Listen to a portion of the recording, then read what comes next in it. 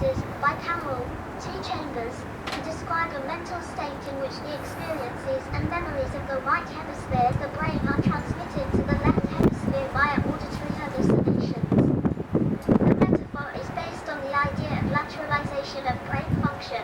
Although each half of a normal human brain is constantly communicating with the other through the corpus callosum, too, the metaphor is not meant to imply that the two halves of the bicameral brain were cut off from each other, but that the bicameral mind was experienced as a different, non-conscious mental schema wherein volition in the face of novel stimuli was mediated through a linguistic control mechanism and experience as auditory verbal hallucinations. Definition: bicameral mentality is non-conscious in its inability to reason and articulate about mental contents through meta-reflection, reacting without explicitly realizing and without the meta-reflective ability to give an account of why one did so.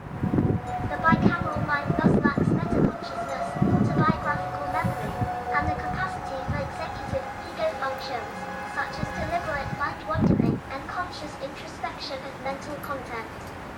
When bicameral mentality as a method of social control was no longer adaptive in complex civilizations, this mental model was replaced by the conscious mode of thought, which, James argued, is grounded in the acquisition of metaphorical language learned by exposure to narrative practice.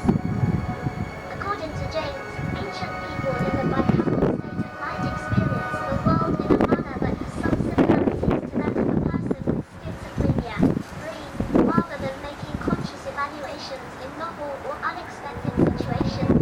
The person had activated a voice, stood, giving admonitory advice or commands, and obeyed without question. One was not at all conscious of one's own thought processes per se. James's hypothesis is offered as a possible explanation of the command. Hallucinations that often direct the behavior of those with first-rank symptoms of schizophrenia, as well as other voice thought influences. Regarding Homeric psychology, Eric Robertson Dodds wrote about how ancient Greek thought may have not included rationality as defined by modern culture. In fact, the Greeks may have known that an individual did things, but the reason they did things was attributed to divine externalities, such as gods or diamonds. 5. Bruno Snell in 1953 thought that in Homeric Greek psychology there was no sense of self in the modern sense. 6.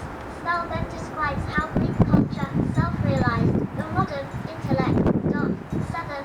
Arthur William Hope Adkins, building on Snell's work, wrote about how ancient Greek civilization developed ego-centered psychology as an adaptation to living in city-states, before which the living in Homeric oikos did not require such integrated thought processes. 8. Regarding neurological models, the neurological model in the origin of consciousness in the breakdown of the bicameral mind is a radical neuroscientific hypothesis that was based on research novel at the time, mainly on Michael Gazzaniga's split brain experiments. 9, 10, and left brain interpreter theory. 11, 12, the more general idea of a divided self, contrasted with a unitary self, has found support from psychological and neurological studies. 13. James's evidence. James built a case for this hypothesis that human brains existed in a bicameral state until as recently as 3,000 years ago by citing evidence from many diverse sources, including historical literature. He took an interdisciplinary approach, drawing data from many different fields. 14. Citing Dodds, Snell, and Atkins. 15. James proposed that until roughly the time written about the did not generally have the self-awareness characteristic of consciousness as most people experience it today. Rather, the bicameral individual was guided by mental commands believed to be issued by external gods, commands that were recorded in ancient myths, legends, and historical accounts. This is exemplified in not only the commands given to characters in ancient epics, but also the very muses of Greek mythology who sang the poems. According to James, the ancients literally had muses as the direct source of their music and poetry.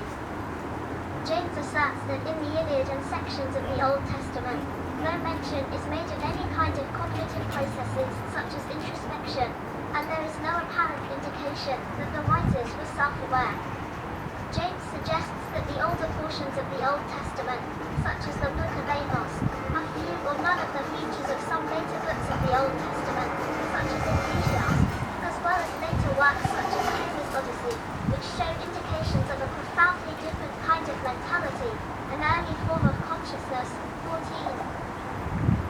ancient times, James noted, gods were generally much more numerous and much more anthropomorphic than in modern times, and he speculates that this was because each bicameral person had their own god who reflected their own desires and experiences.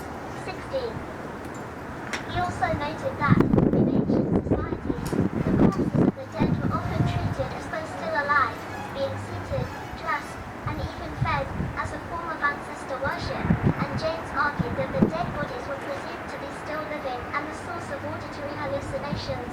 14. This adaptation to the village communities of 100 individuals or more formed the core of religion.